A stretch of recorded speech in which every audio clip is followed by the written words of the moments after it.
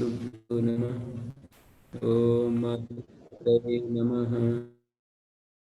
सतो मा सद्गमय तमसो मा ज्योतिर्गमय मृत्युंगमय। ओम शांति शांति शांति। उपनिषद कक्षा 337 बृहदारण्यक उपनिषद की 62वीं कक्षा। बहुत ज्यादा महत्वपूर्ण विषय चल रहा है और बात ये चल रही है कि बृहदारण्यक के तीसरे अध्याय का 8वां ब्राह्मण, जो गार्गी के द्वारा 2 प्रश्न पूछे गए याज्ञवल्क्य से। आज मास्टर नरेश जी एक प्रश्न पूछ रहे थे कि ये प्रकृति को कहाँ छिपा रखा है यहाँ इसमें अद्वैत दर्शन में। प्रकृति तो है तो सही, तो इसको कहाँ छिपा रखा है। तो उसका उत्तर इसमें दे रखा है ना कि ये सब कुछ तो प्रकृति में ओतप्रोत है, और प्रकृति किसमें ओतप्रोत है, तो ब्रह्म में ओतप्रोत। मानी प्रकृति से ये सारा अस्तित्व जो भी है, ये अस्तित्व जैसे हम यूं कहें घड़ा किसमें ओतप्रोत है, तो मिट्टी में ओतप्रोत बताएंगे। घड़ा किसमें ओतप्रोत है या मिट्टी किसमें ओतप्रोत है, घड़े को बताएंगे। ये जो आभूषण है कड़ा हार, ये किसमें ओतप्रोत है, स्वर्ण में ओतप्रोत है। तो घड़ा किसमें ओतप्रोत है, मिट्टी में ओतप्रोत है। तो इसी तरह का प्रश्न है ये कि ये जो कुछ भी द्युलोक से परे है और पृथ्वी के नीचे है और द्युलोक पृथ्वीलोक के बीच में है और द्युलोक स्वयं द्युलोक और पृथ्वीलोक है, ये सब किसमें ओतप्रोत है। और तीनों काल, भूतम भवत भविष्यत, भूतम च भवत च भविष्यत च इति आचक्षते। जो भूत वर्तमान और भविष्यत ये कहा जा रहा है, ये किसमें ओतप्रोत है, बोले आकाश में ही ओतप्रोत है। आकाशे तदोतम च प्रोतम च, आकाश में ओतप्रोत है, आकाश में ही ओतप्रोत है। आकाश का मतलब अव्याकृत है। ये जो व्याकृत सूत्रात्मक जगत है वो अव्याकृत आकाश में, जैसे कि पृथ्वी धातु किसमें ओतप्रोत है, कहेंगे जल में ओतप्रोत है। तीनों कालों में ये जो सूत्रात्मक जगत है वो अव्याकृत में रहता है तीनों कालों में। जैसे घड़ा तीनों कालों में मिट्टी में रहता है, उत्पत्ति में भी और स्थिति में भी और लय में भी। ऐसे ही ये जो जगत है, जो व्याकृत सूत्रात्मक जगत है ना, ये अव्याकृत आकाश में, ये अव्याकृत आकाश में, अव्याकृत आकाश में ये ओतप्रोत है। तो अव्याकृत आकाश किसमें ओतप्रोत है, आकाश है तदोतम च प्रोतम च। ये सारा का सारा किसमें, दोबारा प्रश्न कर दिया और दोबारा फिर उन्होंने कहा कि आकाश तदोतम च प्रोतम कस्मिन नु खलु आकाश ओतश्च प्रोतश्च। ये आकाश तो गार्गी की तरफ से एव लगा करके पूछ लिया।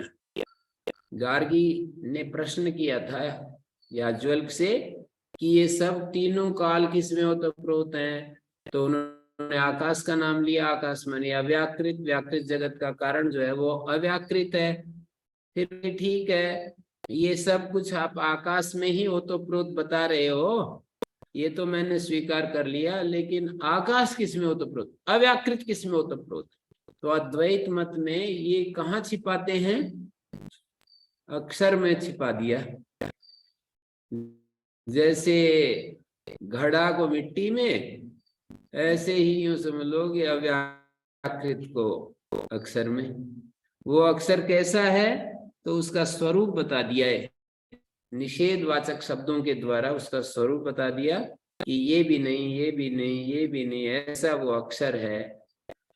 मतलब निषेध का हमने पहले एक दिन एक बात कही थी, शायद याद हो किसी को, सुनी होगी तो, कि ये जो कहते हैं ना निषेधवाचक, इसलिए निषेधवाचक शब्दों का प्रयोग करना पड़ता है कि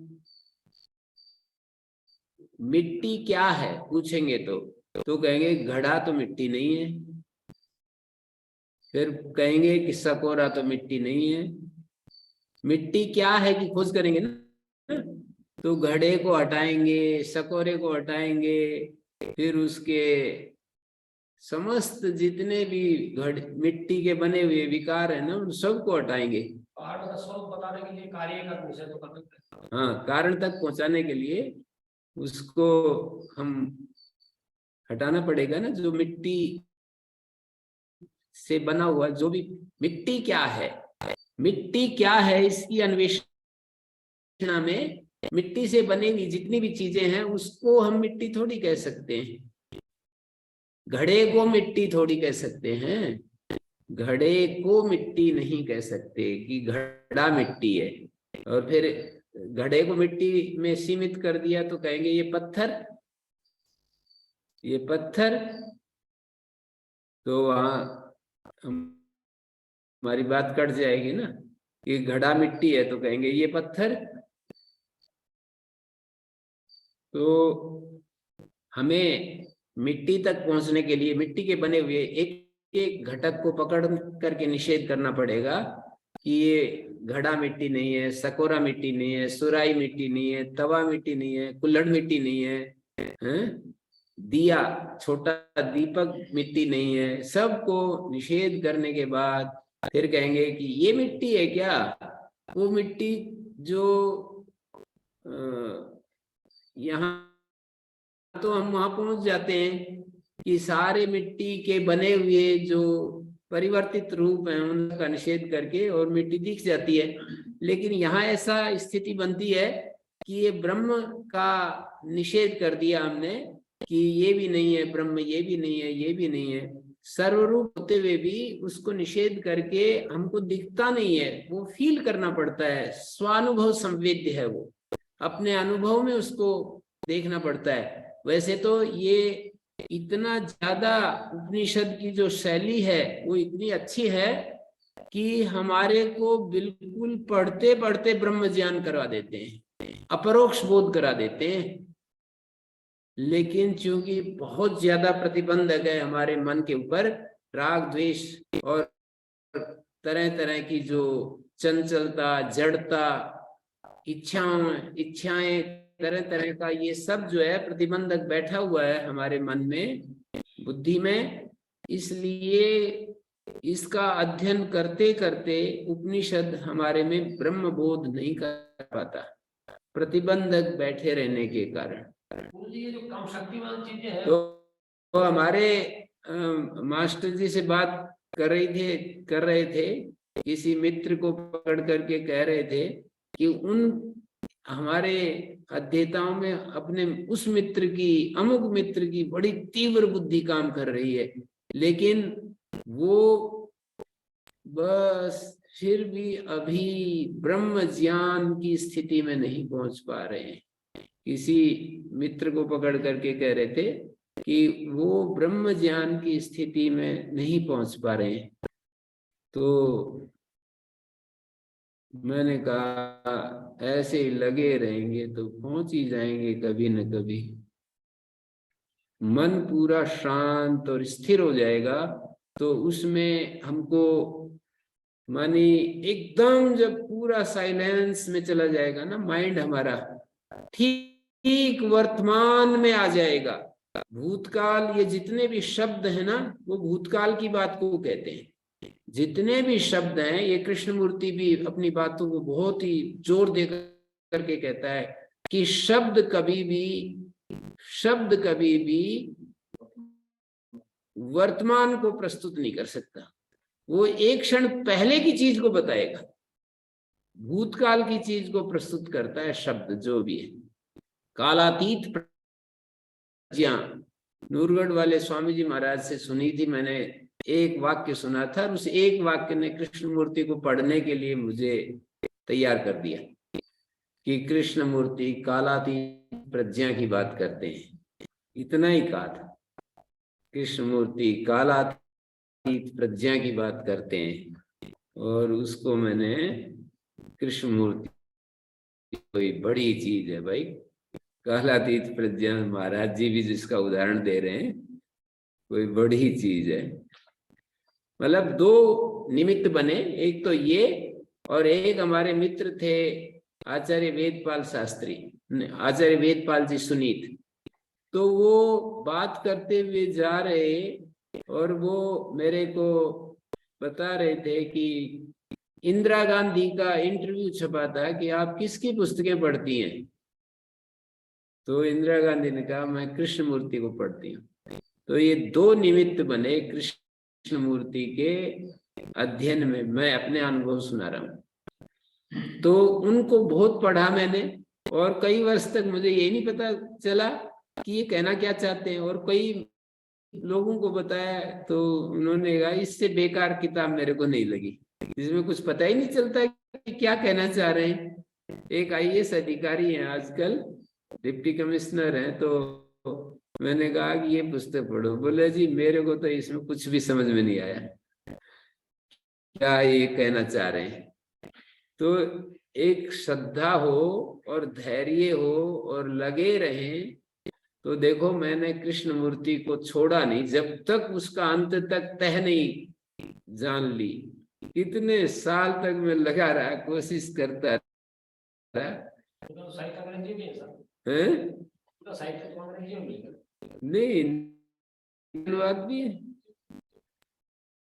तो धीरे धीरे धीरे धीरे मतलब समझ गए। पर ये कृष्णमूर्ति ये बात कहता है, बहुत जोर दे करके कहता है कि शब्द कभी भी उस मेजरलेस को प्रस्तुत नहीं कर सकते। शब्द हमेशा भूतकाल को प्रस्तुत करते हैं। इसका मतलब है जब हम उस सत्य की अनुभूति में होते हैं तो शब्द गायब हो जाते हैं। शब्द भूतकाल को कहते हैं ये तो ठीक है, लेकिन शब्द किसी नित्य तत्व के अस्तित्व के बारे में भी कहते हैं, पर हमारे अनुभव का विषय जब होगा तो वो शब्द नहीं रहेंगे। हमारे अनुभव में यदि शब्द आएगा तो भूतकाल को ही कहेगा। हम यूं कहें कि परमात्मा ब्लिस है, परमात्मा सच्चिदानंद है, जब ये शब्द बोलेंगे तो वो क्षण पहले के सच्चिदानंद को हम अपने शब्दों में बता रहे होंगे। एक क्षण पहले जो हमने सच्चिदानंद का अनुभव किया, उस सच्चिदानंद को हम शब्दों में अभिव्यक्ति देंगे। इसको ऐसे भी कह सकते हैं गुरु जी कि जब हम उस स्थिति में हो, अनुभव की स्थिति में हो, शब्द बीच में आए तो ऐसा कह सकते हैं कि वो शब्द वास्तव में वो बराबर अनुभव नहीं होगा किसी और का। नहीं, शब्द आएगा तो हम केवल या तो शब्द को दोहरा ही रहे हैं, जो आपने कह दिया, दूसरे के अनुभव को हम दोहरा रहे हैं। हमारा तो अनुभव नहीं है, किसी का अनुभव है, या श्रुति का नित्य ज्ञान को हम दोहरा रहे हैं। श्रुति को हम नित्य ज्ञान के रूप में देखते हैं, सत्य ज्ञान के रूप में देखते हैं। उसको जब हम दोहराते हैं तो हमारा तो वो अनुभव नहीं होता, कम से कम उस समय। हो भी सकता है, नहीं भी हो सकता है।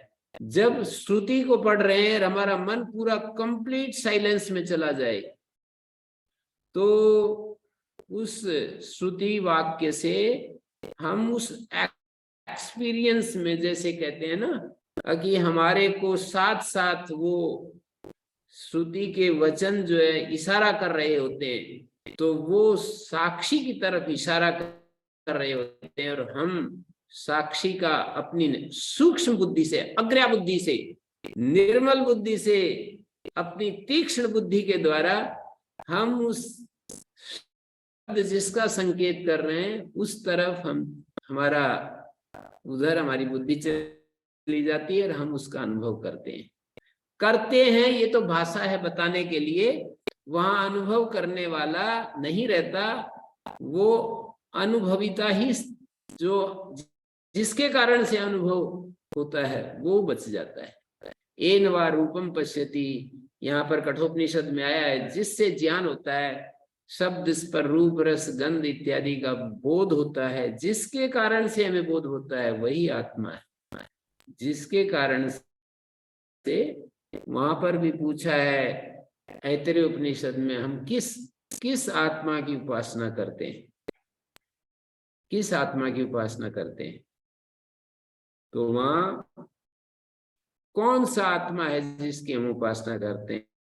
एक तो वो आत्मा है जो आंख के द्वारा हम चीजों को देखते हैं, क्या उसकी हम उपासना करते हैं? नहीं, आंख को भी जो शक्ति देता है, आंख में तो प्राण रूप आत्मा है, और आंख के पीछे भी जो शक्ति देने वाला है उसकी हम उपासना करते हैं। आंख जिसके कारण से देखती है, प्राण जिसके कारण से प्राणन क्रिया घ्राण सूंघता है, इत्यादि इत्यादि। तो वहां पर ये पूछा है, जैसे ऐतरेय उपनिषद को यदि हम सामने रखें तो ऐतरेय उपनिषद में ये बात आती है, कोयम आत्मा वयम उपासमहे, ये कौन सा आत्मा है जिसकी हम उपासना करते हैं? कतरा से आत्मा, कौन सा वो आत्मा है? येन वा पश्यति येन वा शृणोति येन वा, ऐसा कहा, जिसके द्वारा देखते हैं, जिसके द्वारा सुनते हैं, येन वा गंधान आजिग्रति येन वा वाचम व्याकरोति, जिसके द्वारा वाणी का उच्चारण करते हैं, येन वा स्वादु च विजानाति, स्वादु अस्वादु का ज्ञान होता है, वो आत्मा है क्या? ये कौन सा आत्मा है? यम आत्मानम अयम आत्मा इति साक्षात वयम उपासमहे, कैसा आत्मा? जिस आत्मा को ये आत्मा है इस प्रकार हम साक्षात उपासना करते हैं, ये आत्मा है, वो कौन सा आत्मा है? तो कहा यम आत्मानम अयम आत्मा इति साक्षात उपासीनो वामदेव अमृतः समभवत, वामदेव जिस आत्मा की वह अमर हो गया, सुखदेव जी अमर हो गए, वामदेव अमर हो गए, तमे वयम उपासमहे कोनु खलु स आत्मा, वो आत्मा क्या है? तो उसने फिर ये कहा, एवं जिज्ञासा पूर्वम अन्योन्यम पृच्छन्ता, ऐसे जिज्ञासा पूर्वक एक दूसरे को ऋषिगर पूछ रहे हैं। इसका उत्तर दिया, किम तदेव एकम अनेकदा भिन्नम करणम, एक ही अनेक प्रकार से विभिन्न करण बतलाया, वो कौन है? यद एतद हृदय मनश्चैतत् संज्ञानम आज्ञानम विज्ञानम प्रज्ञानम सर्वाणि एतानि प्रज्ञानस् नाम ध्येयानि, ये सारे प्रज्ञान के नाम हृदय और मन। ये जो हृदय है, यदुक्तम पुरस्तात् प्रजानाम रेतो हृदय, प्रजाओं का जो सारभूत है वो हृदय है, प्रजाओं का जो रेत है वो हृदय है, और हृदय का जो सार है वो मन है। हृदय तो बुद्धि है, बुद्धि का सार मन है। बुद्धि सबसे ज्यादा एक प्रकार का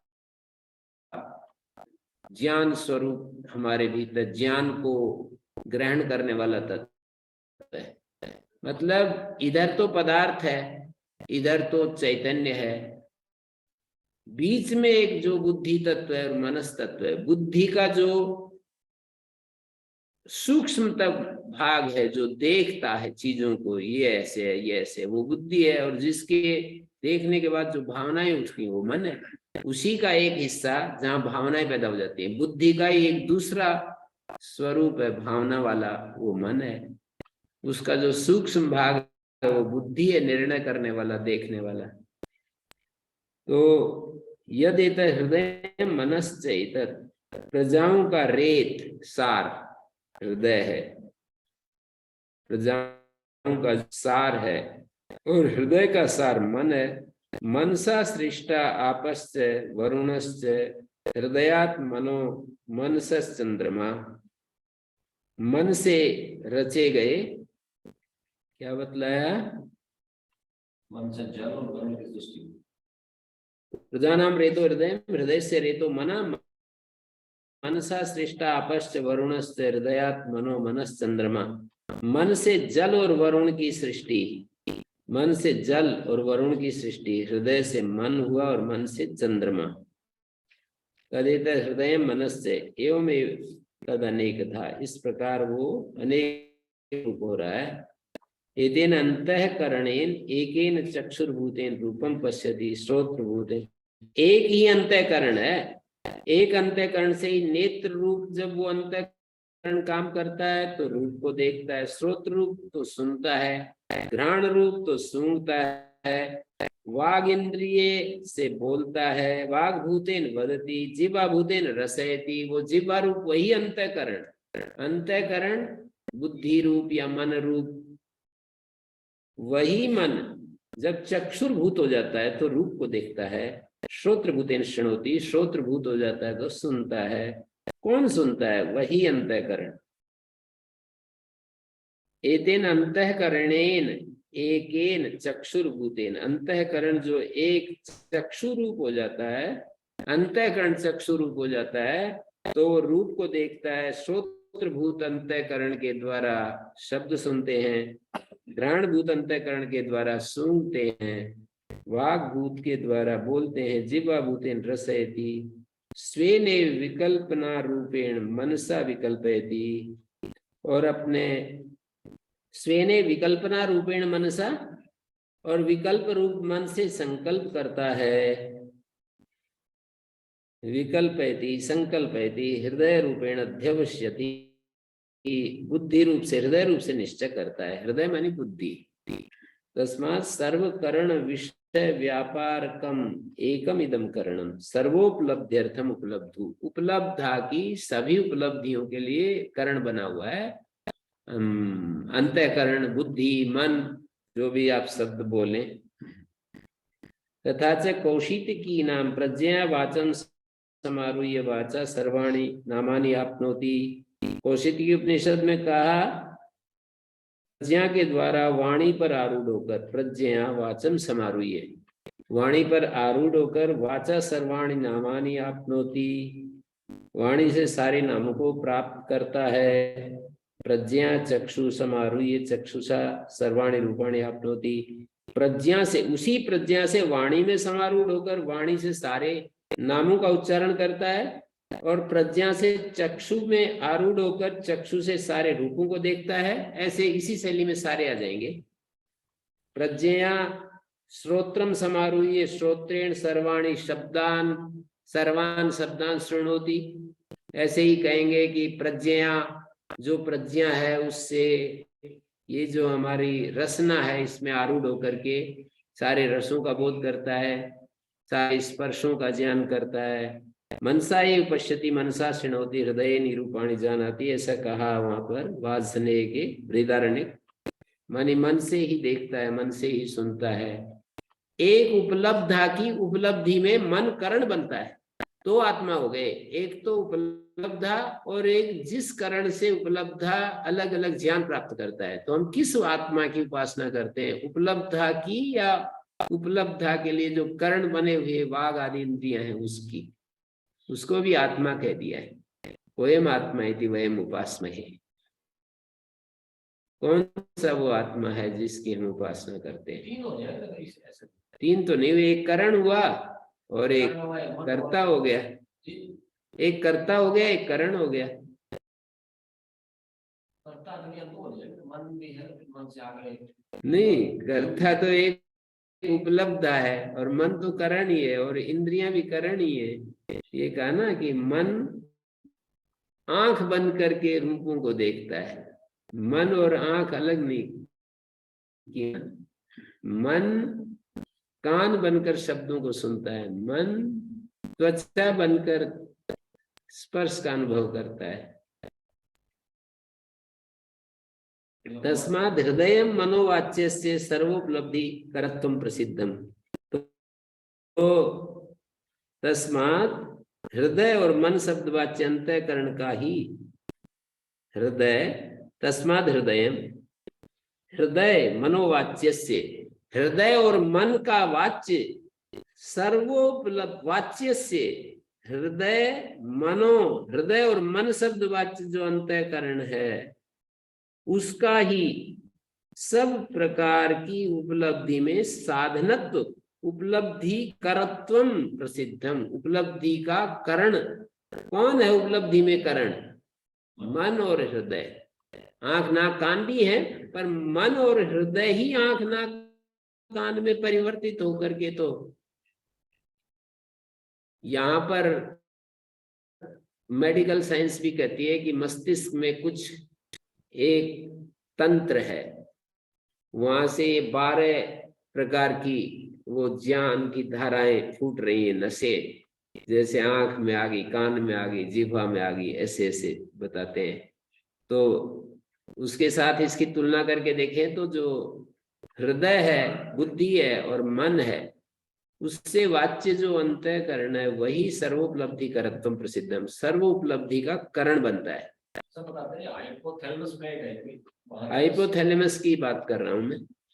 हाइपोथैलेमस से 12 ओम गुरु जी, क्रेनियल नर्व्स बोलते हैं जिसको, क्रेनियल नर्व्स। हाँ जी, हाँ जी, पीनियल ग्लैंड।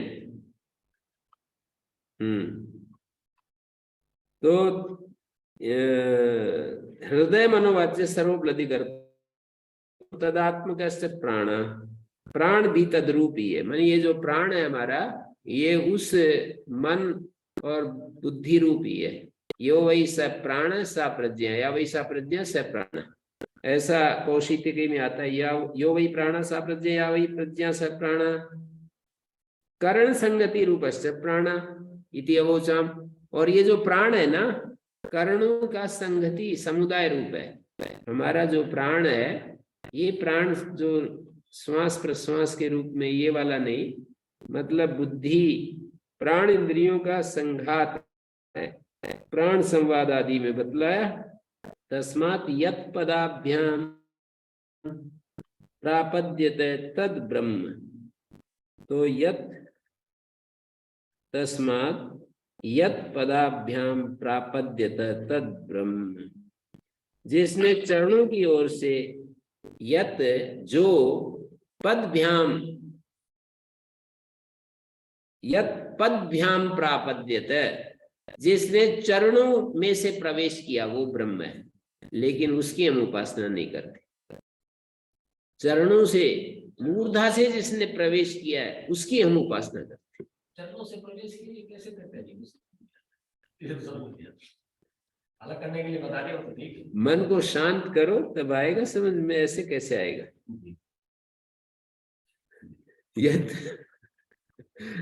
मन को पूरा कंप्लीट साइलेंस में ले जाओ, सब कुछ। बड़े अच्छी बात कह रहे थे मास्टर नरेश जी भी, जब वो अपने उसमें होते हैं ना, प्रवाह में होते हैं, तो बड़े अच्छी बात कहते हैं। तो यूं कह रहे कि जैसे आदमी यदि 1 वर्ष टाइम निकाल ले तो उसका काम बन जाएगा। केवल 1 वर्ष का टाइम दिया उन्होंने। कैसे? तो बोले कि हर क्षण 24 घंटे, हर क्षण 24 घंटे, और 1 सप्ताह, और 15 दिन, और 1 महीना, और इस तरह से 6 महीने और 1 साल।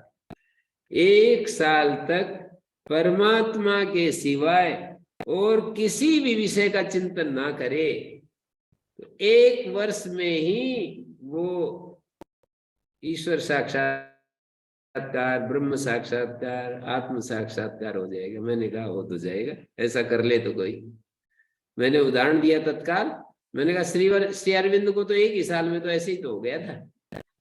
अलीपुर जेल में उनको बंद कर दिया और 1 ही साल में हो गया काम उनका, क्योंकि और कोई टारगेट था नहीं और कोई चिंता थी नहीं। भगवान किस तरीके से किसी को, मतलब वो बहुत तड़प रहे थे कि मेरे को आत्म साक्षात्कार हो किसी तरह से, बहुत ज्यादा जो है ना उनकी इच्छा थी, क्या क्या वो सोचते थे बहुत ही। तो ब्रिटिश सरकार ने उनको जेल में डाल दिया, अदर्शन जेल, कि तुम्हें कोई मिलेगा नहीं, तुम्हें कोई कुछ नहीं, बाहर का कोई बाहर का कोई डिस्टरबेंस नहीं। भगवान ने कैसी व्यवस्था कर दी कि कोई आपसे मिलेगा नहीं, कोई कुछ नहीं करेगा, बस, है ना। ऐसी स्थिति है कि कुछ ना कुछ तो चिंतन होता ही है बीच में। मान लीजिए भोजन का समय हो गया, बैठना है टाइम के लिए, भोजन नहीं आया तो सोचते हैं कोई आ जाए। तो वो मतलब वो तो हर क्षण जो है ना उनका कल्याण हो गया। तो कहते हैं कि 1 साल में मेरे को वासुदेव का दर्शन हो गया। हर क्षण वाले कंडीशन तो असंभव लगते हैं, शरीर के रहते है हैं, शरीर के रहते हैं, हर क्षण वाले कंडीशन तो असंभव है। चलो एक आध क्षण भोजन के लिए बचा लो, इससे अलग तो बची, जो बचे टाइम उसको तो लगाओ। आप उसको भी एक क्षण को हटा करके आप जो है ना सारा समय जो है फिर बचा लेते हो अपने लिए, अपने कामकाज के लिए। दिन भर में मतलब आपको दे देते हैं आधा घंटा अपना उसके लिए, बाकी तो आप कर सकते हो आधे घंटे भी। उसमें भी आप जब आप किसी से बात नहीं करेंगे तो हर क्षण ही परमात्मा में रह सकते हैं।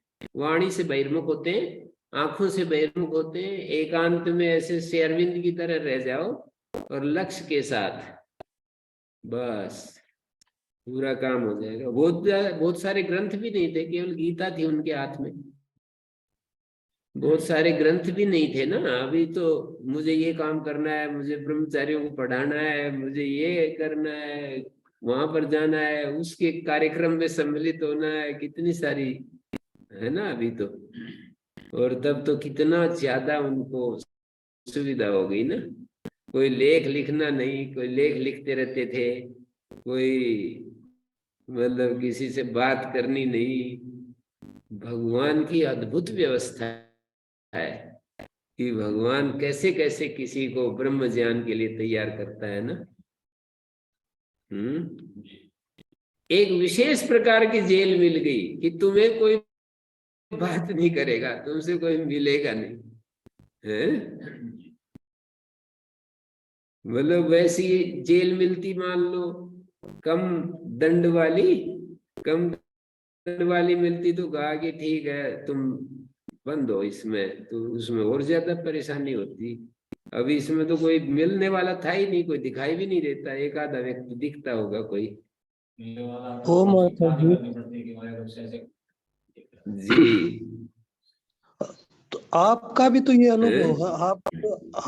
आप भी तो एक साल कर दो शास्त्री जी आप, ये क्या बोलते हैं, जैसे ही आपका रिटायरमेंट हो तो 1 साल इस तरह से एक एक क्षण परमात्मा में जीना शुरू कर दो। बस नींद आए तो सो लेना, भूख लगे तो आपके पास भोजन आ जाएगा, मिलना जुलना बंद, सुनना सुनाना सब बंद, ऐसे शुरू कर दो। आपको तो ये इसका वेट करो, 6 महीने बाद जो आपका रिटायरमेंट हो तो 1 साल इस आहुति में, इसमें आहुति लगा दो आप। आचार्य जी, आपका फिर अनुभव आपको जानना चाह रहे हैं जी। आपका अनुभव भी तो है ना जी इस मामले में। तो जैसे श्री अरविंद जी का था, ऐसा आपने भी तो किया था जी। तो उसमें नहीं, मैं तो आपको कह रहा हूँ छोड़ो, आपको ये करना है, आदेश जी मान करके कर लो मेरा या लक्ष्य, प्रार्थना निवेदन जो भी समझो वो कर लो। ओम आचार्य जी, ओम कृपा बनाए रखें, हो जाएगा। ओम। फोन वोन सब बंद, और बस एक ग्रंथ जो आपका पसंद का है वो ले लो। सारे ग्रंथ यहाँ बृहदारण्यक में एक वो आएगा, नानुध्यायत बहुन शब्दान वाचो विज्ञापनम हितत्। बहुत सारे शब्दों का ध्यान न करे, कुछ शब्दों का ध्यान। तो जो आपके पसंद का एक ग्रंथ है बस वो रख लो। आप गीता कहते हो तो गीता रख लो, उपनिषद कहते हो तो उपनिषद रख लो, बस इससे आगे कुछ नहीं। ओम गुरुजी। और एक वर्ष तक निरंतर निरंतर बस क्षण क्षण वर्तमान क्षण से मुक्त, भविष्य नहीं, कोई योजना नहीं कि उसका मन लग रहा होगा कि नहीं लग, उसकी उन्नति हो रही है नहीं हो रही है, सब भविष्य की योजनाएं खत्म, भूतकाल का समस्त विचार समाप्त। भूतकाल में जो कुछ आपने किया है सब अधिक से अधिक वर्तमान क्षणों में जीना शुरू कर दो, फिर देखो क्या रिजल्ट आता है। आप एक ज्ञानी पुरुष के रूप में कितने लोगों को आलोक दोगे, कोई दूसरा नहीं कर सकता। आप हमेशा दूसरों से अपेक्षा करते रहते हो ना, तो इसलिए आपको मैं कह रहा हूं, दूसरों से बहुत ज्यादा अपेक्षा करते हो कि जी आप ऐसे करो, वो ऐसे करे, वो ऐसे करे।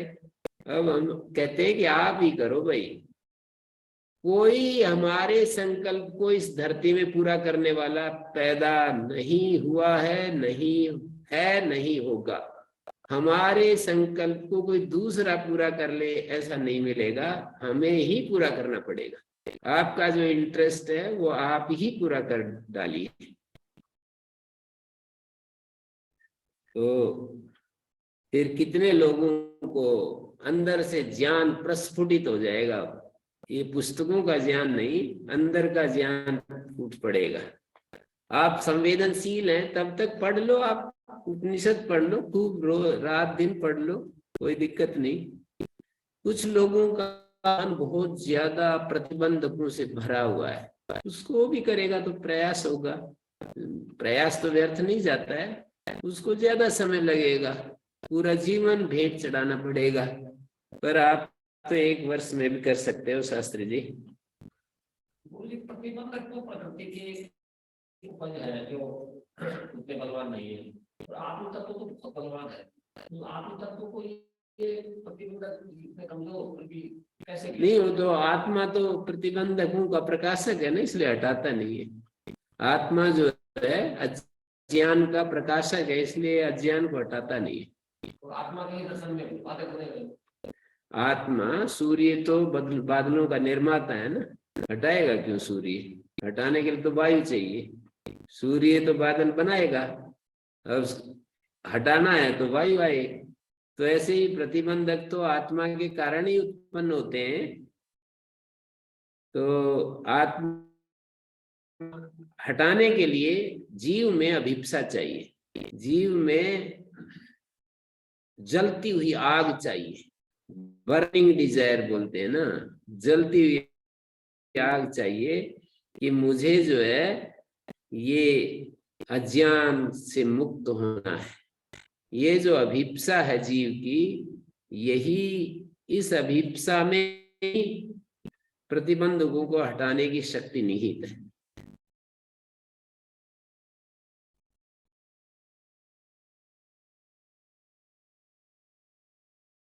ओम तो गुरुजी। कह रहे कर्ण संगति रूप प्राण इति अवोचम, प्राण संवाद आदो। जो पैरों से, जिसने चरणों की ओर से प्रवेश किया था वो उपलब्धा की उपलब्धि का साधन है, न कि उपलब्धा। ध्यान देने की बात है। पैरों से जिसने प्रवेश किया, जिस ब्रह्म ने, वो भी ब्रह्म है, पैरों से जिस ब्रह्म ने प्रवेश किया, चरणों के अग्रभाग से जिस ब्रह्म ने प्रवेश किया, वो उपलब्धा की उपलब्धि का साधन है, न कि उपलब्धा। ये इसलिए गौण है उपास्य, है, इसलिए गौण है और उपास्य। हाँ, गुणभूत तत्वात् गौण है, क्योंकि साधन तो गौण होता है, मतलब साधन जो होता है वो गुण ही होता है। गुणभूतत्वात् नैव तद्वस्तु ब्रह्मोपास्यात्मा भवितुमर्हति, वो ब्रह्म उपास्य नहीं हो सकता है।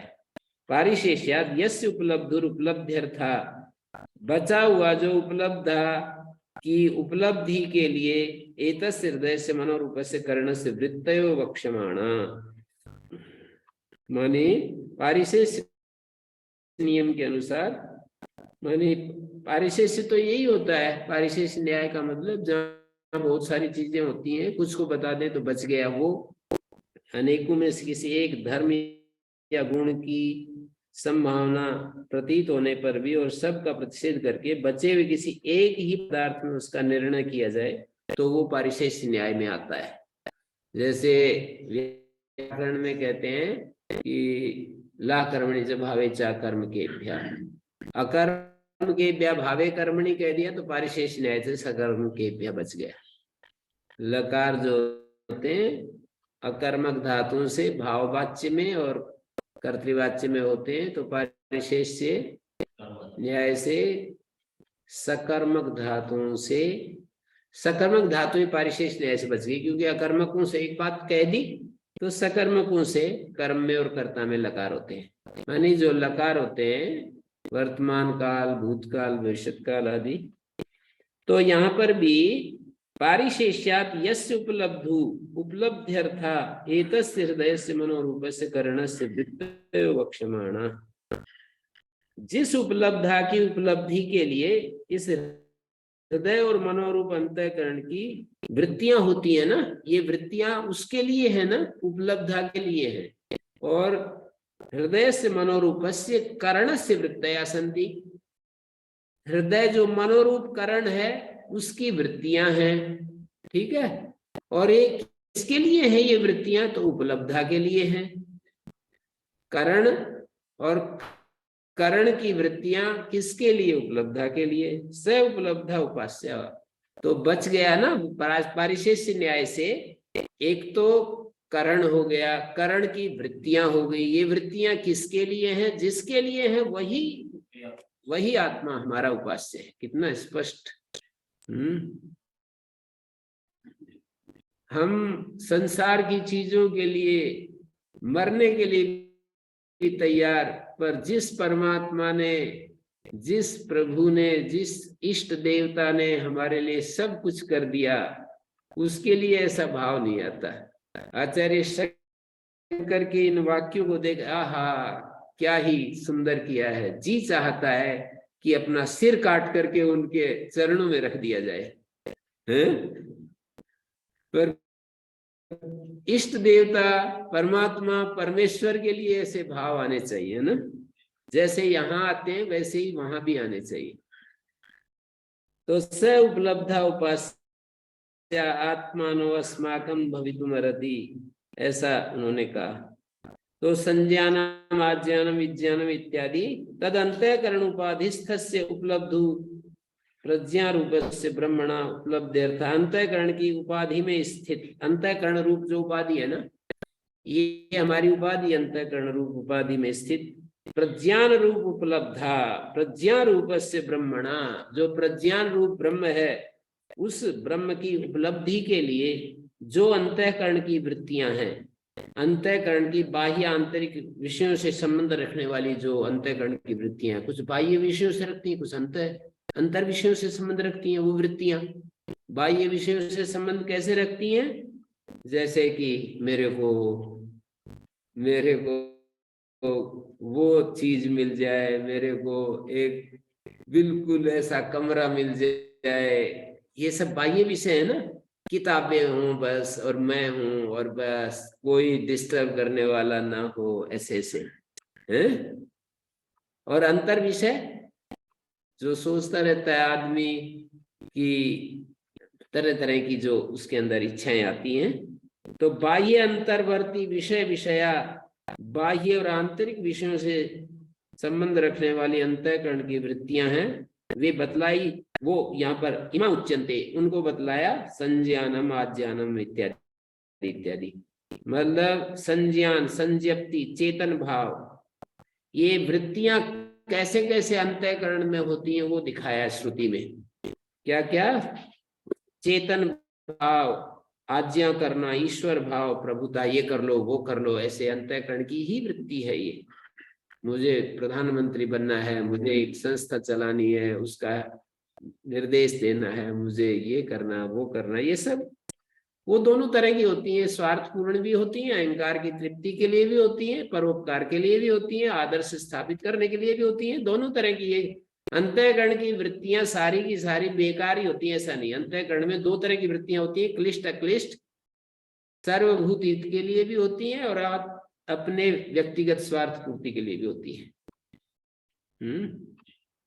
तो संज्ञानम संजप्ति चेतन भावा, ये एक अंतःकरण की, ये अपने आप को हम चेतन अनुभव करते हैं और ईश्वर भाव हमारे अंतःकरण की एक वृत्ति है। कलादि परिज्ञानम, कलादि का ज्ञान अंतःकरण की एक वृत्ति है कि मेरे को ऐसा लगता है कि ये मेरे को आता है, ये तो आता है, ये नहीं आता है, ये कला भी मेरे अंदर आनी चाहिए, मेरे को ड्राइविंग आनी चाहिए, मेरे को एरोप्लेन चलाना आना चाहिए, ये भी अंतःकरण की वृत्ति है। पेंटिंग करूं मैं, चित्र बनाऊं, ऐसे ऐसे जो जिस उसमें है फील्ड में, मैं कोई पुस्तक लिखूं, ये सब कलादि ज्ञान में आता है। प्रज्ञानम प्रज्ञप्ति, प्रज्ञता माने समयोचित बुद्धि स्फुरित होती है प्रतिभा के रूप में, ये अंतःकरण की वृत्ति है। कोई पूछता है तत्काल एकदम से वो होता है, एकदम स्फुरना होती है,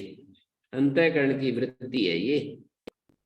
दृष्टि, इंद्रिय द्वारा सर्व विषय उपलब्धि, इंद्रिय द्वारा सारे विषयों को उपलब्ध करना, ये भी एक वृत्ति है। धृति धारणम अवसन्ना नाम शरीर इंद्रियाणाम यया उत्तम मनम भवति, माने धारण करना, जिससे शिथिल हुए शरीर और इंद्रियों में जागृति होती है, और धृति से ही शरीर को उठाकर हम वहन करते हैं। मतिर मननम मनीषा तत्र स्वातंत्र्यम, मति मनन करना और मनीषा मनन करने की स्वतंत्रता। ज्योतिष चेतसो रुजादि दुखित्व भावा, चित्त का रोग आदि से दुखी होना होता है, ये भी अंतःकरण की वृत्ति है। और स्मृति स्मरण है। संकल्प शुक्ल कृष्णादि भावेन संकल्प रूपादि नाम, शुक्ल कृष्णादि भाव से रूपादि का संकल्प करना कि ये शुक्ल रूप है, कृष्ण रूप है, ये अच्छी चीज है, बुरी चीज है, ये सुंदर है, ये कुरूप है, इस तरह से क्रतु मनि अध्यवसाय निश्चय। असु जीवन की निमित्त भूत श्वास उच्छ्वास आदि क्रिया, ये भी अंतःकरण की वृत्ति है। योग दर्शन में भी इन बातों को कहा है। चित्त के दो धर्म है, एक परिदृष्ट एक अपरिदृष्ट, तो वहां पर 7 अपरिदृष्ट धर्म गिनाए हैं, और ये जो वृत्तियां हैं इनको परिदृष्ट धर्म।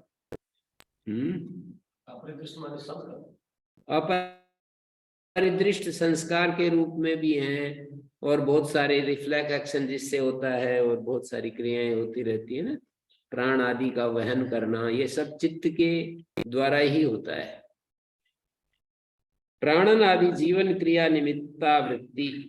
कामो असन्निहित विषयाकांक्षा तृष्णा, कामना भी अंतःकरण की एक वृत्ति है, अप्राप्त विषय को प्राप्त करने की इच्छा। स्त्री संसर्ग आदि की अभिलाषा, ये भी एक अंतःकरण की वृत्ति है। इत्येवम् आद्या अंतःकरण वृत्तियां प्रज्ञप्ति मात्र से उपलब्धु, प्रज्ञप्ति रूप उपलब्धा की उपलब्धि के लिए है ये सारी। शुद्ध प्रज्ञान रूपस्य ब्रह्मणा उपाधि भूता, शुद्ध प्रज्ञान रूप जो ब्रह्म है उसकी उपाधि है ये सारी वृत्तियां।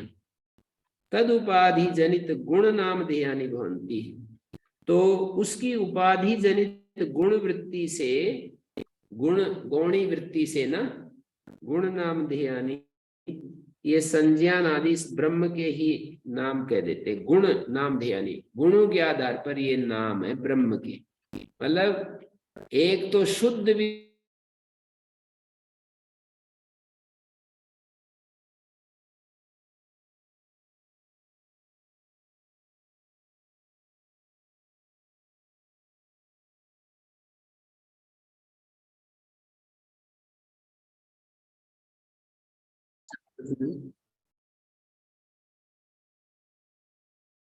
तो प्राणन करने के कारण ही ब्रह्म प्राण नाम वाला है।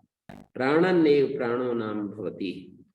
तो S Brahma S Indra S Prajapati, एते सर्वे देवा इमानि पंचमहाभूतानि पृथ्वी वायु आकाश आप ज्योतिंसी एतानि क्षुद्र मिश्राणि बीजानि इतराणि इतराणि, ये सब दिखा दिया, प्रज्ञा नेत्र और ये सब। तो हमारे भीतर एक उपलब्ध है, एक उपलब्धि के साधन है, दो चीजें हैं, इन दोनों को ही ब्रह्म कहते हैं। और उपलब्धि के साधन इंद्रियां हैं, मन है, बुद्धि है, उसकी वृत्तियां भी इसी के अंतर्गत ले ली। तो ये आत्मा जो ब्रह्म, आत्मा शुद्ध विज्ञान स्वरूप जो ब्रह्म है, उपाधियों से रहित जो ब्रह्म है, ज्ञान रूप चैतन्य रूप, वही उपास्य ब्रह्म है हमारा। वयम आत्मा उपासमहे। तो मुझे एक तरफ से बताते हैं कि शुद्ध चैतन्य की उपासना या उन्हीं को उपास सकता है। हाँ, वो समझने की बात है ना। उपास्य का मतलब यहाँ पर वही हमारा अभी इस शरीर में जो ये जो कार्यकरण संघात है, इसका ध्येय वही है, वहीं पहुंचना, ये उपास्य का मतलब। उपास्य का प्राप्तव्य, वही खोज का विषय है, वही हमारा खोज का विषय है। तो यहाँ पर ये दिया है कि सारे देवता, पृथ्वी वायु आकाश जल तेज, पांच भूत, क्षुद्र जीवों के सहित उनके कारण, छोटे छोटे जीवों के सहित अन्य अंडज जरायुज स्वेदज उद्भिज अश्व गो मनुष्य हाथी आदि, इनके अतिरिक्त जो कुछ भी यहाँ जंगम पतत्री, पैर से चलने वाले, आकाश में उड़ने वाले स्थावर, वृक्ष पर्वत आदि प्राणी वर्ग हैं, वो सब प्रज्ञा नेत्र। प्रज्ञा नेत्र माने निरुपाधिक चैतन्य में स्थित है। प्रज्ञा नेत्र और सर्वम तत्प्रज्ञा नेत्रम प्रज्ञाने प्रतिष्ठितम, वह सब प्रज्ञा नेत्रम। प्रज्ञा है नेत्र जिनका, नयन साधन जिनका, ज्ञान, इन सब का जितने भी प्राणी हैं, प्रज्ञान ही उनका साधन बना हुआ है। प्रज्ञान से ही तो सब जो है, गाय प्रज्ञान के सारे जी रही है, मनुष्य भी, सुअर भी, अपना जो उसका ज्ञान है कि ये तेरे लिए बढ़िया चीज है खाने के लिए और लौटने के लिए, कीचड़ में ऐसे मस्त रहता है बिल्कुल। तो प्रज्ञा नेत्र है ना, वो भी प्रज्ञा मानी ज्ञान, उसको समझ है कि ये तेरे लिए भक्ष्य है और ये तेरे लिए अभक्ष्य है। मांस का टुकड़ा पड़ा होगा, थोड़ी खा लेगा वो, तो बिना प्रज्ञा के कैसे ये चलेगा। गंदगी में बस ऐसे लोट पोट रहता है, मस्त रहता है एकदम, कोई चिंता नहीं है। खा लेता हैं? खा लेता है सुअर? अच्छा, नहीं ये वाला सुअर। अच्छा, जंगली सुअर पता नहीं, चलो गाय का ले लो। मेरे को तो मैं तो ऐसे ही बोल रहा था, पर गाय का उदाहरण ले लो। प्रज्ञा नेत्र के बिना कैसे गाय फर्क करेगी कि ये कांग्रेस घास है, खाने की चीज नहीं है, हैं? ये पुरुष हाथी सब प्रज्ञा नेत्र हैं। प्रज्ञाने प्रतिष्ठितम, ये सब प्रज्ञान में, शुद्ध चैतन्य जो निरुपाधिक चैतन्य में स्थित है, ये सब लोक प्रज्ञा नेत्र है। चैतन्य ही जिसका नेत्र है, व्यवहार का कारण है। लोक भी प्रज्ञा नेत्र है। प्रज्ञा प्रतिष्ठिता, प्रज्ञा ही उसका लय स्थान है। प्रज्ञानम ब्रह्म, ये महावाक्य जो अद्वैत वेदांत का वाक्य है ना, प्रज्ञा ये प्रज्ञान ही ब्रह्म है। कितना सुंदर कहा है, न्योछावर होने के लिए। तो वो कहते हैं, हम कहते थे वहां पर पतंजलि योग पीठ में कि एक क्षण में पर्वत से कूदकर मर जाना किसी के लिए तो बहुत ही आसान है कि मैं इसके लिए अपनी आहुति दे सकता हूँ। एक क्षण कोई किसी के प्रति श्रद्धा रखता है, वो कह दे कि कूद जाओ, और वो कूद सकता है बिना देखे, ऐसे श्रद्धा तिरेक में। पर क्षण क्षण में उसके लिए उसी के आदेश के अनुसार क्षण क्षण में जीना कितना कठिन है, हैं? क्षण क्षण में उसके आदेश के अनुसार निरंतर वैसे ही जीते रहना। वैसा वो जैसा उस क्षण भावना में जो आवेग बन रहा था, वो आवेग सदा बना रहता हैं? वो आवेग सदा ही बना रहता है, इसलिए क्षण क्षण में असंभव। वो ज्यादा सही काम है। वो तो सही तो है या नहीं है, लेकिन समय तो हो जाता है कि एक बार आवेग आ गया, समय तो आ नहीं, गया। ये वाला सही है। क्षण क्षण में, एक एक क्षण में निरंतर अपने श्रद्धेय के अनुसार एक एक क्षण जीना। शेष प्रज्ञान रूपात्मा ब्रह्म अपरम सर्व शरीरस्थ प्राण प्रज्ञात्मा। भाष्यकार अपनी व्याख्या शुरू करते हैं, वो प्रज्ञान रूप आत्मा ही अपर ब्रह्म है। प्रज्ञान रूप आत्मा ब्रह्म अपरम, अपर ब्रह्म प्रज्ञान रूप आत्मा ही ये अपर ब्रह्म है। ये सारा दिख रहा है ना, जो ये सारा अपर ब्रह्म है। हम भी अपर ब्रह्म है, हम जीव भी अपर ब्रह्म है, ये सारा अपर ब्रह्म है। प्रज्ञान रूप आत्मा अपरम ब्रह्म, प्रज्ञान रूप आत्मा अपर ब्रह्म है। संपूर्ण शरीरों में स्थित प्राण प्रज्ञात्मा, सर्व शरीरस्थ प्राण प्रज्ञात्मा, सब शरीरों में स्थित प्राण प्रज्ञात्मा है। और अंतःकरण उपाधि सु अनुप्रविष्ट जल भेदगत सूर्य प्रतिबिंबवत हिरण्यगर्भ प्राण प्रज्ञात्मा। जल पात्रों में पड़े हुए प्रतिबिंब की तरह, जैसे सूर्य जल भेदगत सूर्य प्रतिबिंबवत हिरण्यगर्भ भी प्राण, जिसको हम प्राण कहते हैं, वो भी प्रज्ञात्मा है। ऐसे एव इंद्रो गुणात् देवराजो वा, यही इदम आदर्शम इस श्रुति में बतलाया है ना, गुण के कारण इंद्र है या देवराज है। एस प्रजापति, ये जो प्रज्ञात्मा है ना, यही इंद्र है, यही देवराज है, यही प्रजापति है, यही प्रथम जय शरीरी, सबसे पहले उत्पन्न होने वाला देहधारी है। यह तो मुखादि निर्भेद द्वारेण अग्न्यादयो लोकपाला जाता। मुखादि निर्भेद के द्वारा अग्नि आदि लोकपाल उत्पन्न हुए। तैत्तरीय उपनिषद में बताया, मुखादि के खुलने से निर्भेद द्वारेण अग्न्यादयो लोकपाला जाता। स प्रजापतिर एष एपि एते अग्न्यादयो सर्वे देवा एष। ये अग्न्यादि देवता और जो लोकपाल, ये सब यही है। यही है माने प्रज्ञात्मा। प्रज्ञान जो अपर ब्रह्म है ना, अपर ब्रह्म के फिर ये सारे रूप है। अपर ब्रह्म से ये सारा उत्पन्न हुआ और आगे फिर पर ब्रह्म पर ले जाएंगे। यहाँ जो प्रज्ञान कह रहे हैं तो अपर ब्रह्म को कह रहे हैं। अपर ब्रह्म को बता रहा हूँ। उपास्य उसी को जाएंगे। नहीं, वो तो बता रहे हैं कि ऐसे ऐसे ही अपर ब्रह्म है, इसके बाद में पर ब्रह्म है, उस वो उपास्य है। अपर ब्रह्म भी उपास्य हो जाएगा यदि आपको वहीं तक चाहिए तो। नहीं समझे नहीं आप, समझे नहीं आप। स प्रजापति एपि अज्ञादय सर्वे देवा एषैव इमानि च सर्व शरीरोपादान भूतानि पंच पृथिव्यादीन महाभूतानि। ये सर्व शरीरों के उपादान जो पंच महाभूत हैं, पृथ्वी आदि, अन्न अन्नादत्व लक्षणानि, कुछ अन्न रूप है, कुछ अन्नाद रूप है। ये सब एतानि किंच इमानि क्षुद्र मिश्राणि क्षुद्रे अल्पकई मिश्राणि, मानी जो अल्प जीवों के सहित जो सर्पादि हैं, तथा बीज कारण। इव शब्द अनर्थक है। इतर कार्य वर्ग इस प्रकार अलग अलग दो विभागों में निर्दिष्ट समस्त प्राणी हैं, वे भी यही हैं। कार्य वर्ग अलग अलग दो विभागों में निर्दिष्ट, सर्पादीनि बीजानि कारणानि इतराणि इतराणि निरासे निर्दिष्ट मानानि, मानी ये सब यही है। कानि तानि अंडजानि पक्षी आदीनि जारुजानि जरायुजानि मनुष्यादीनि स्वेदजानि युगादीनि। ये जो स्वेदज अंडज उद्भिज आदि, वो अश्वागावा पुरुषा हस्तिना, हाथी गाय घोड़े सब। यत् किंचिदम प्राणी जातम, जो कुछ भी इस अस्तित्व में प्राणी है, 84 लाख योनियां कहते हैं, उनको याद कर लो।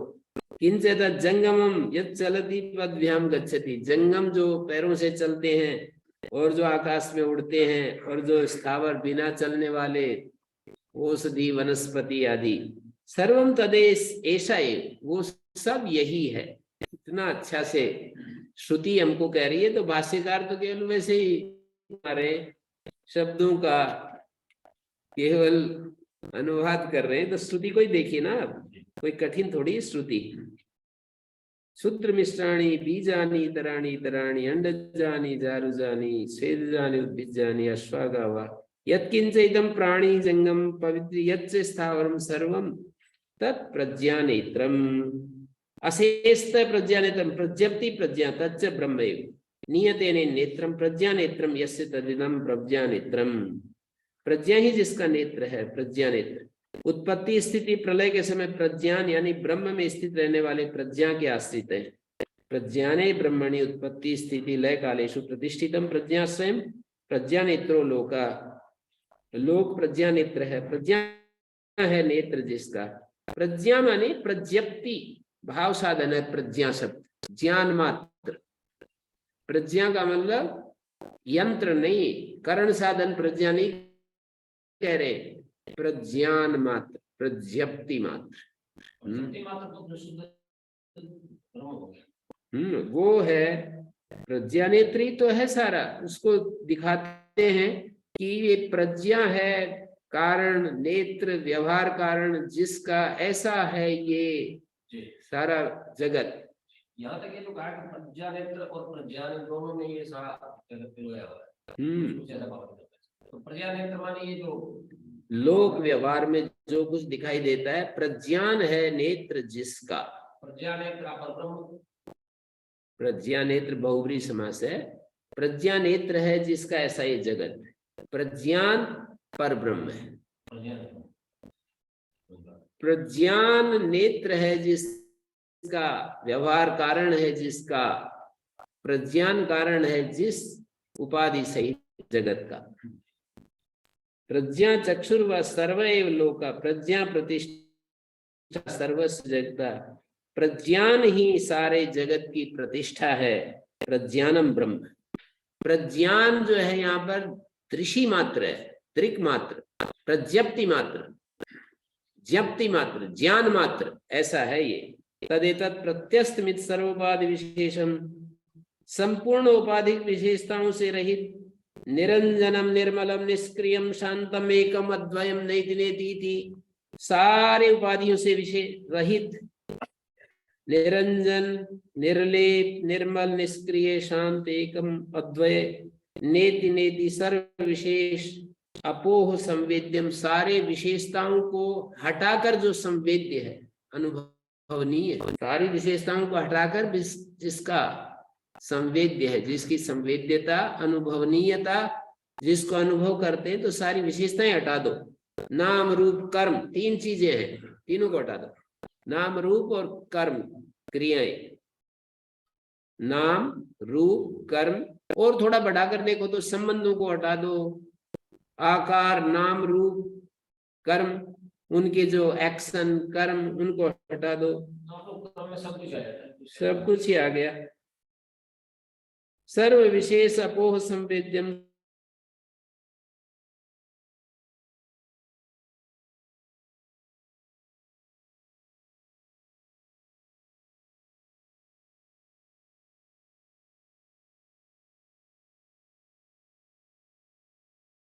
बनाते हैं उसको करते हैं, सारे शब्द उसको संकेत मात्र करते हैं, उसको विषय नहीं बना सकते।